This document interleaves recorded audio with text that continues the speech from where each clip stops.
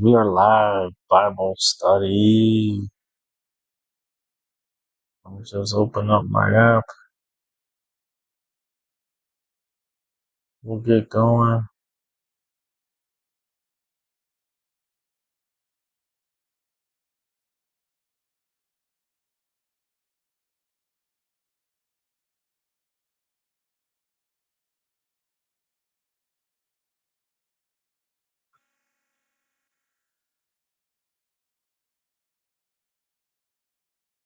But how did I do it last time?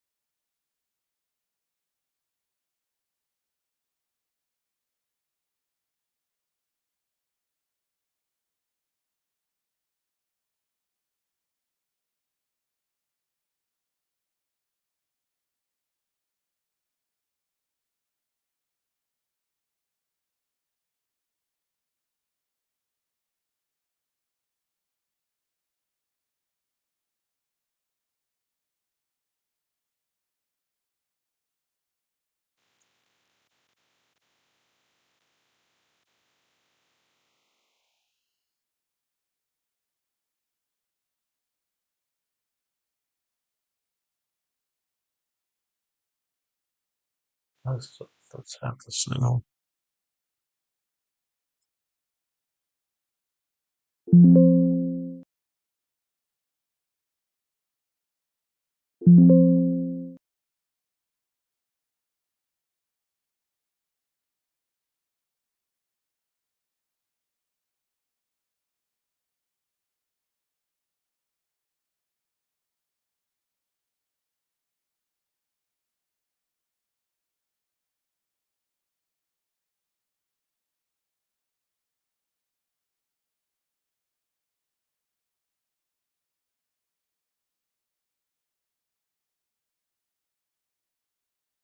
That's well, let's get started. Let's just get the video. All right, Bible study, Genesis 42, his brethren's visit. I remember when I first read this, I did cry. I'm not expecting to cry here, however. Genesis 42:1. Now, when Jacob saw that there was corn in Egypt, Jacob said unto his sons, Why do ye look one upon another? What's really happening? Jacob learns that food is available in Egypt during the famine. His question challenges his sons to stop hesitating and take action. Genesis 42:2. And he said, Behold, I have heard that there is corn in Egypt. Get you down thither and buy for us from thence, that we may live and not die.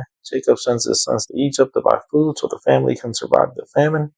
Without realizing it, he is setting God's plan to reunite the family in motion. Genesis 42:3. And Joseph, 10 brethren went down to buy corn in Egypt.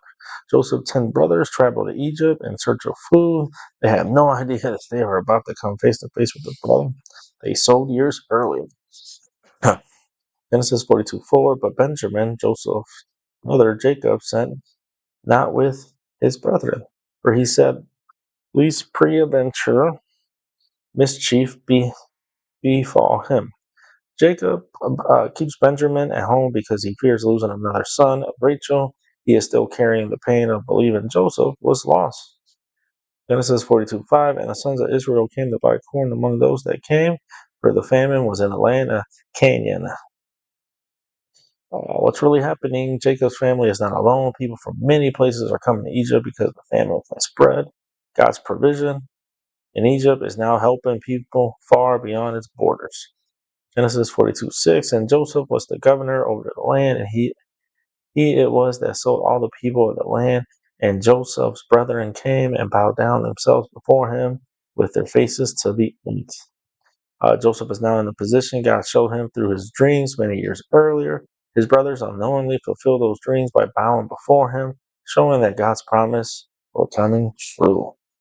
Genesis 42:7. And Joseph saw his brethren, and he knew them, but made himself strange unto them, and spake roughly unto them. And he said unto them, Whence come ye? And they said, From the land of Canaan to buy food. Joseph recognizes his brothers immediately, but they do not recognize him. Joseph chooses not to reveal himself yet, giving time to see their hearts and how they have changed. Genesis 42:8. And Joseph knew his brethren, but they knew not him. Joseph remembers his brothers, but they cannot recognize the powerful Egyptian ruler standing before them. The years have changed Joseph's appearance, position, circumstances, but God has been faithfully guiding his journey. Genesis 42:9. And Joseph remembered the dreams which he dreamed of them, and said unto them, Ye are spies to see the nakedness of the land, ye are come. Joseph remembers the dreams God gave him when he was young, where his brothers would bow before him. By accusing them of being spies, Joseph begins testing his brothers to see their honesty and character. Genesis 42:10. And they said unto him, Nay, my Lord, but to buy food are thy servants come. Joseph's brothers denied being spies and explained that they only came to Egypt because they needed food. They do not yet realize they are standing before the brother they wronged many years earlier. Genesis 42:11. We are all men's sons. We are true men. Thy servants are no spies. The brothers defend themselves by explaining that they are from the same family. Ironically, they say they are true men while carrying the hidden guilt of what they did to Joseph years earlier. Genesis 42:12. And he said unto them, Nay, but to see the nakedness of the land ye are come. Joseph continues testing his brothers by questioning their story. He is not seeking revenge. He is trying to uncover whether his brothers have changed since the day they betrayed him. Genesis 42:13. And they said, Servants are told, Brethren, the sons of one man in the land of Canaan, and behold, the youngest is this day with our father, and one is not. The brothers reveal details about their family, including Benjamin and a brother they believe is gone. Without knowing it, they are speaking about Joseph directly to Joseph, bringing their past back into the conversation. Genesis 42:14. And Joseph said unto them, That is that I spake unto you, saying, Ye are spies. Joseph continues to test his brothers by holding to the accusation of being spies. This is not about punishment. It is a way for Joseph to learn whether his brothers have changed and to bring hidden issues to the surface. Genesis 42:15. Hereby ye shall be proved by the life of Pharaoh. Ye shall not go forth hence, except your youngest brother come hither. Joseph creates a testing requiring Benjamin to come to Egypt. This brings Joseph's brothers back to the same family situation they left years ago and reveals whether their hearts have changed. Genesis 42:16. Send one of you and let him fetch your brother, and ye shall be kept in prison, that your words may be proved, whether there be any truth in you, or else by the life of Pharaoh, surely ye are spies. Joseph places his brothers under pressure to test whether they are telling the truth. This moment brings a process where their guilt, character, and willingness to protect their family will be revealed. Genesis 42:17. And he put them all together and were 3 days. Joseph places his brothers in prison for 3 days while they consider their situation. This time of waiting gives them a chance to reflect on what is happening and prepares them for what Joseph will ask next. Genesis 42:18. And Joseph said unto them the third day, This do and live, for I fear God. What's really happening? Joseph shows mercy by changing the condition and allowing most of his brothers to return home. His statement that he fears God shows that his decisions are guided by a higher authority, not just personal power. Genesis 42:19. If ye be true men, let one of ye brethren be bound in the house of your prison. Go ye carry corn for the famine of your houses. Joseph gives his brothers a way to prove their honesty while still showing compassion. Instead of seeking revenge, he provides food for their families and creates a path toward reconciliation. Genesis 42:20. But bring your youngest brother unto me, so shall your words be verified, and ye shall not die. And they did so. What's really happening? Not tearing off. Joseph requires Benjamin to come to Egypt as proof of their story. This also reveals whether his brother now care about protecting their youngest brother, or if they will abandon him like they once abandoned Joseph. Genesis 42:21, and they said one to another, we are verily guilty concerning our brother, and that we saw the anguish of his soul when he besought us, and we would not hear. Therefore is this distress come upon us. For the first time in many years, Joseph's brother openly acknowledged their guilt over what they did to him. Their suffering brings their past sin back to their minds and begins a process of repentance. Genesis 42:22. And Reuben answered them, saying, Spake I not unto you, saying, do not sin against the child, and ye would not hear. Therefore also, behold, his blood is required. Reuben reminds his brothers that he warned them not to harm Joseph. Their guilt shows they are beginning to understand that actions had consequences. Oof. Genesis 42:23, and they knew not that Joseph understood them, for he spake unto them by an interpreter. Joseph's brothers speak honestly because they think he cannot understand them. God uses this moment to reveal what is truly in their hearts, realizing Joseph is listening. Genesis 42:24, and he turned himself about from them and wept, and returned to them again and commoned communed with them and took from them Simeon, Simeon, and bound him before their eyes. Joseph is deeply moved when he hears his brothers express regret over what they did. His tears show that he still loves his family, even though he chooses to continue the task.